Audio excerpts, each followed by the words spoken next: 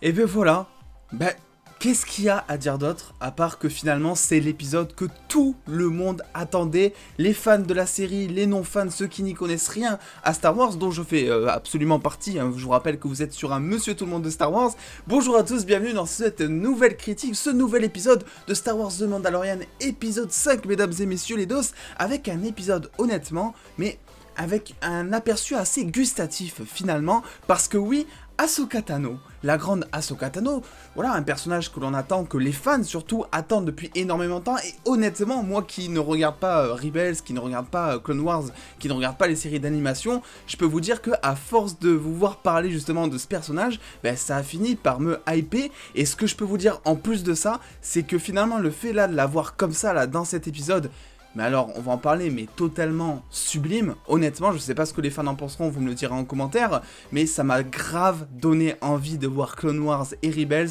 et ça c'est un bon point. Donc ce que je vous propose dans cette vidéo, c'est qu'on revienne un petit peu point par point sur les trois grandes parties un petit peu que j'ai décelées de cet épisode, et évidemment c'est que du kiff, pour un épisode qui a vendu que du kiff, c'est parti.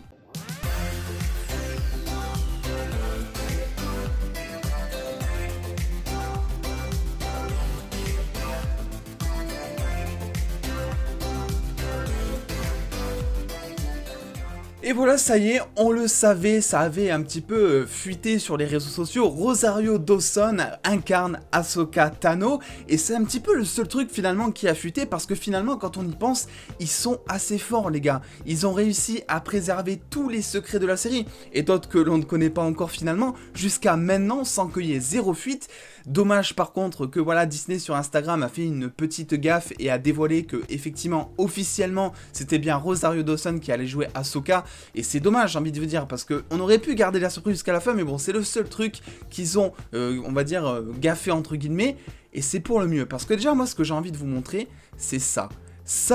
c'est Ahsoka Tano dans les films d'animation, enfin dans la série d'animation Star Wars,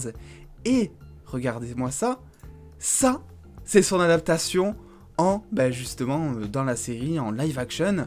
Est-ce que, j'ai envie de vous dire, c'est pas phénoménal, honnêtement. On refait un petit point là, vite fait, juste pour le kiff, hein, j'ai envie de vous dire. Animation, live action, c'est exactement la même. Et déjà, ce qu'on peut dire, je pense qu'on est tous d'accord pour le dire, c'est que effectivement, ils ont fait un travail monstrueux sur le travail du personnage, notamment. Ils ont fait un travail assez monstrueux aussi sur le développement de personnage de Ahsoka, parce que regardez, on le voit quand même, hein, on n'est pas miro, effectivement, elle a un charisme qui est assez présent, hein, on va pas se le cacher, elle fait peur, en même temps elle est charismatique, en même temps elle est très intelligente, et elle arrive à être sage, et tout ça, ils arrivent à nous le faire paraître en un seul épisode. C'est-à-dire que là, en termes de développement de personnage, on a vraiment à peu près tout ce que l'on veut. On a un petit peu de background, on sait à peu près d'où elle vient, on sait un petit peu ce qu'elle cherche. Elle cherche l'amiral Thrawn justement. Alors je ne sais pas qui c'est, je ne sais pas s'il est présent dans les séries d'animation justement, vous me le direz. Mais effectivement, il y a tout un travail qui a été fait autour de ce personnage. Et j'ai envie de vous dire, tant mieux. Parce que c'est peut-être le personnage que les fans attendaient finalement dans cet épisode depuis limite la fin de la saison 1, j'ai envie de vous dire. On commence à avoir quelques infos voilà, qui commençaient à en parler. Saison 2, ça y est, on savait qu'elle allait arriver. Et là, honnêtement, j'ai juste envie d'applaudir, parce que même moi qui n'a pas vu finalement les séries d'animation, le personnage, j'avais une hype monstrueuse avec lui. Et je pense que les fans finalement étaient comme des fous, parce que oui, en démarrant l'épisode, même si on savait finalement que effectivement on allait voir Ahsoka, c'était probable, hein, tu vois, un épisode qui s'appelle le Jedi, enfin la Jedi au final, tu sais finalement, en plus les quelques fuites qu'il y avait, les sources et tout qui en parlaient, tu savais qu'elle allait être présente. Mais par contre c'est vrai que ils l'ont super bien réussi, et ils l'ont réussi aussi en termes de structure d'épisode, parce qu'on savait qu'elle allait arriver, mais on pensait tous que voilà, il allait y avoir tout un déroulement d'épisode, et que au final, elle allait arriver voilà, en fin d'épisode, peut-être dans les 10 dernières minutes, ou peut-être même juste à la fin, toute fin de l'épisode, pour nous présenter le personnage dans l'épisode suivant justement, histoire de faire un peu durer comme ils le font parfois. Et non, ça commence avec une scène, mais alors d'action complète avec une démonstration de sabre laser, de force qui montre vraiment la puissance des Jedi finalement, qui montre Ahsoka en pleine action, et j'ai envie de vous dire, c'était que du kiff, et là je pense que ça a surpris un peu tout le monde parce que vraiment, on s'attendait vraiment pas à avoir une ouverture d'épisode finalement sur Ahsoka. Voilà, il fallait effectivement parler d'Ahsoka, je pense que c'est le point le plus crucial finalement, mais ce qu'il faut aussi dire, c'est que la direction artistique de cet épisode est faite pour mettre en valeur justement le Jedi, ses sabres, Ahsoka. On est quand même sur un monde, et ça il faut pas se le cacher, sur une planète où la brume est omniprésente. Et c'est pas pour rien justement, c'est pour faire ressortir les couleurs, faire ressortir les techniques de combat. On voit bien voilà les blasters rouges qui ressortent, on voit bien le sabre blanc, les 2 sabres blancs d'Ahsoka qui ressortent, on la voit utiliser la force pour justement disparaître et apparaître, elle fait preuve de discrétion, de subtilité, et tout ça justement, c'est grâce au fait que finalement ils ont mis un décor on va dire assez embrumé pour faire ressortir les couleurs et donner mine de rien un côté assez mystique à Ahsoka, parce que finalement voilà ceux qui n'ont pas vu les séries d'animation ne connaissent pas entièrement encore le personnage, moi y compris, donc voilà je connais juste quelques trucs, mais c'est vrai que c'est un personnage encore qui a plein de potentiel, on le sait tous, et même si effectivement ça a pas l'air de faire partie vraiment des personnages très récurrents qui vont apparaître justement dans tous les épisodes, c'est vrai que je pense qu'on va avoir un final, une bataille, mais vraiment, mais pépite, avec Boba Fett, Ahsoka, Mando, et aussi, comment il s'appelle, attends j'ai noté, Grogu. Grogu, c'était improbable, je n'étais pas prêt. Ça fait 2 saisons qu'on appelle Baby Yoda, qu'on l'appelle l'enfant, qu'on l'appelle, enfin je sais pas comment vous l'appelez, mais généralement on l'appelle comme ça. Et là, il te lâche comme ça, que le truc que tu chéris, voilà, le truc dont tout le monde est d'accord pour dire que finalement il est hyper mignon et t'as l'impression que c'est ton enfant limite à chaque fois que tu le vois à l'écran, il s'appelle Grogu. C'est trop bien, j'adore, donc je vais essayer de faire l'effort et de l'appeler Grogu pendant tous les épisodes finalement, mais c'est vrai que je m'y attendais pas tellement, en même temps est-ce qu'on pouvait s'attendre, est-ce qu'on pouvait prédire finalement un nom de Baby Yoda, je ne pense pas. Baby Yoda qui est super touchant dans cet épisode, j'ai trouvé, on a tout un développement, ça y est, enfin, on a un développement concernant Baby Yoda, c'est pour ça que je vous dis que cet épisode est parfait, tout avance dans le bon sens et c'est génial, on apprend plein de choses, on sait finalement qu'il a été sauvé entre guillemets du temple Jedi par quelqu'un, on ne connaît pas encore l'identité, mais surtout moi ce qui m'a plu, c'est le lien qu'il a finalement avec Ahsoka, grâce à la force il arrive à communiquer, toujours avec sa petite bouille, et on voit que Ahsoka arrive à ressentir des émotions rien qu'en le regardant, on voit que elle ressent qu'il est gentil entre guillemets, et on voit que ça lui fait du bien d'être en sa présence, mais surtout ce qu'on voit à l'écran et ce qui crève le plus, on le savait plus ou moins, mais là c'est entre guillemets officiel, il y a vraiment un lien qui s'est installé entre Mando et Grogu, je vais jamais m'y faire, et ça c'est hyper touchant. Je vous cache pas que j'ai failli lâcher mes petites larmes à la fin, putain je me suis dit non ils vont pas, c'est pas possible. Je me suis dit c'est pas possible, c'est un petit peu la mascotte, je me suis dit en même temps, il serait peut-être temps de se séparer voilà, de Grogu.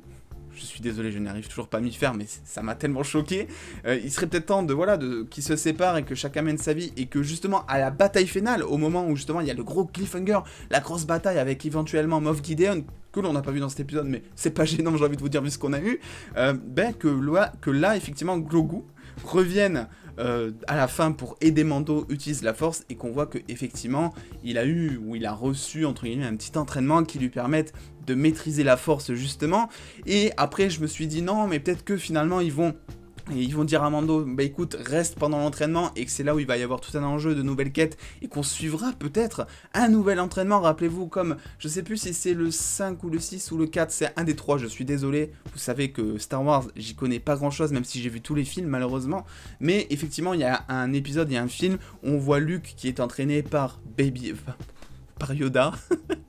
et je me suis dit, c'est peut-être l'occasion de refaire un petit peu un clin d'œil à cette séquence, justement, une séquence qui est mine de rien assez marquante, tellement marquante que je ne sais plus dans quel film elle se trouve, mais je m'en rappelle, et pour du Star Wars c'est assez dingue finalement, et finalement ils ont opté pour quelque chose que je ne pouvais pas prédire finalement, j'ai envie de vous dire, le fait de ramener Yoda, Grogu sur, alors je sais pas, sur Typhon, la planète Typhon, c'est ça, de ce que j'ai compris, un endroit justement où il pourra choisir son camp et où il pourra utiliser la Force pour faire appel éventuellement à d'autres Jedi. Et ce qui est intéressant là-dedans, c'est que même si Ahsoka nous dit que les Jedi, il n'y en a plus trop, ça on le savait, on va avoir d'autres Jedi. On va voir d'autres Jedi. Et là, pour le coup, je pense que les fans d'un petit peu des séries d'animation vont être alors ultra contents. Il y a déjà peut-être des théories qui sont en train de fuser dans vos têtes justement pour savoir si on va voir tel ou tel Jedi justement.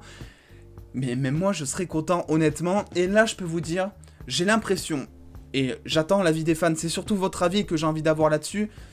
J'ai l'impression, avec cet épisode, qu'on est quand même sur du grand Star Wars, avec un épisode assez complet en termes de bataille, parce que oui, j'en ai pas parlé effectivement, mais on a quand même une bataille de fin qui est assez digne d'un Jedi, entre guillemets. On sent qu'il y a beaucoup de respect entre les deux ennemis, les chorégraphies de combat sont pas mal, et le Jedi, même si on sait qu'il est, entre guillemets, surpuissant, parce qu'il a la force, entre guillemets, comparé à d'autres, comparé à l'ennemi qui est là,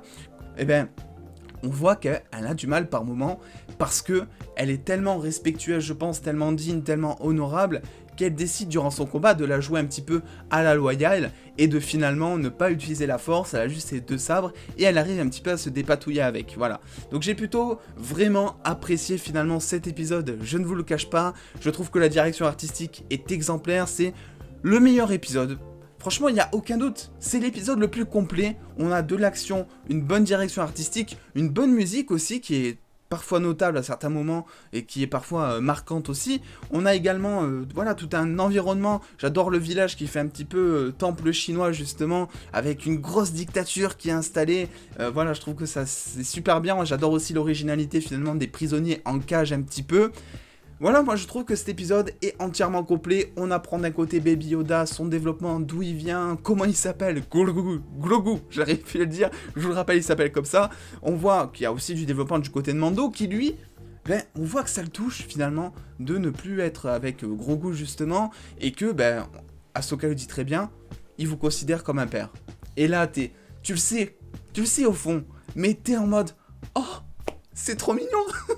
Je sais pas ce que vous en pensez. Bref, je suis purement pas objectif dans cette critique, je pense, même si j'ai essayé de déceler quelques détails qui vont vers mon sens et qui me font effectivement dire que finalement c'était un bon épisode, même un très bon épisode, qu'on apprend énormément de choses et que finalement je pense c'est ce que les fans de Star Wars, dont je ne fais pas partie, mais je parle pour vous là je pense, et j'espère tenir votre parole correctement, je pense que c'est ce que les fans de Star Wars espéraient depuis très longtemps honnêtement, et c'est même pas du fanservice, parce qu'il y en avait beaucoup qui disaient ouais Ahsoka ça va être du fanservice, ils vont la mettre 2 secondes, non, elle sert le scénario,